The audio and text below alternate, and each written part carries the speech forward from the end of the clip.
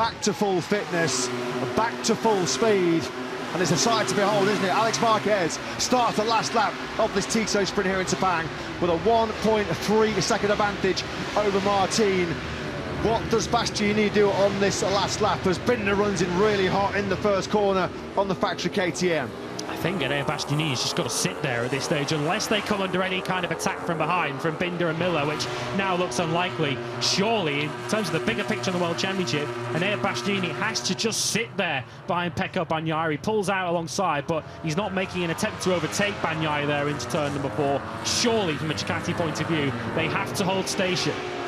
Well, he's also probably thinking about his job prospects in 2024, of course, with the rumour mill clicking into overdrive once again about the very realistic possibility. It seemed fantasy a few weeks ago that Enea Bastianini could well be moved out of Ducati Novo for Jorge Martin, dependent on what happens in this World Championship. The helicopter tracks the two Ducati men. Look at the pumping on the rear tyre there, as that rear tyre under Pecco Bagnaia was screaming for grip as he came through turn 8, and Bastianini now almost trying to ride around the outside through the low gear turn 9. Long gone in the distance are Marquez and Martin. Don't discount Binder here as well. He may have a big part to play in this one as we go late on through turn 12 on the final lap of this sprint.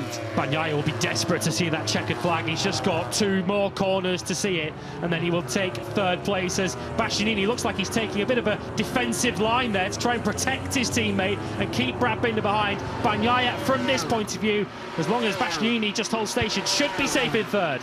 Well, it was a sprint stunner at Silverstone for Alex Marquez, as Bagnaia looks like he will hold on to a precious podium. He's not had the winning potential because Alex Marquez storms to a sprint sensation here in Sepang. He wins it by nearly 1.6 seconds. Big fist pump for celebration from the Gresini racing rider. Jorge Martin does take 2nd place, and he slashes Pecco Bagnaia's World Championship lead down to just 11 points going into tomorrow's 20-lap Malaysian Grand Prix. Bagnaia does somehow hold off Enea Bastianini and Brad Binder late on. It looked like the beast was working as the perfect wingman there late on, but Bagnaia sees his championship lead shrink to 11 points. It looked like it could be as high as 18 going into tomorrow's Grand Prix. When he made the early running, he led half of that Tissot sprint before he dropped back 3 seconds. He was behind Alex Marquez at the checkered flag. A few scratching of heads inside the factory Ducati garage. That did not go to script after his new all-time lap record to take an incredible pole position this morning. I think there's a thumbs up there, wasn't there, for Jorge Martin. The top 2 men in the championship will stand alongside each other on the sprint podium, but that was not how it was supposed to pan out for Pecco Bagnaia and the factory Ducati team at all. Resoundingly beaten by both Alex Marquez and Jorge Martin.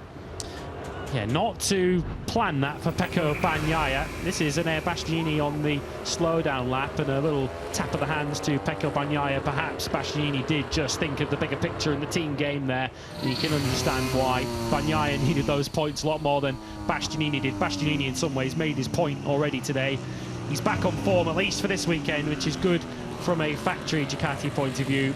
But the title battle closes up still further, down to 11 points then, with 3 Grand Prix and 2 sprints now still to go in the World Championship. And as you say, Pecco Bagnaia and the factory Ducati team will be puzzled as to how that one got away from them, because it looked as if Bagnaia had it all under control at half distance.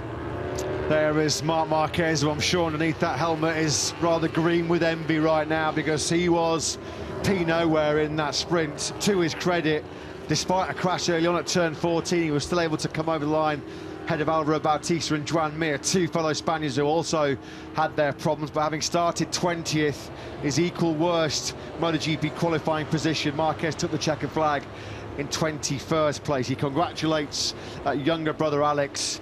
Likewise does Iker Lecuona, replacing the injured Alex Rins on the LCR Honda Castro machine. But it's another Alex Marquez, who brought his A game to this sprint.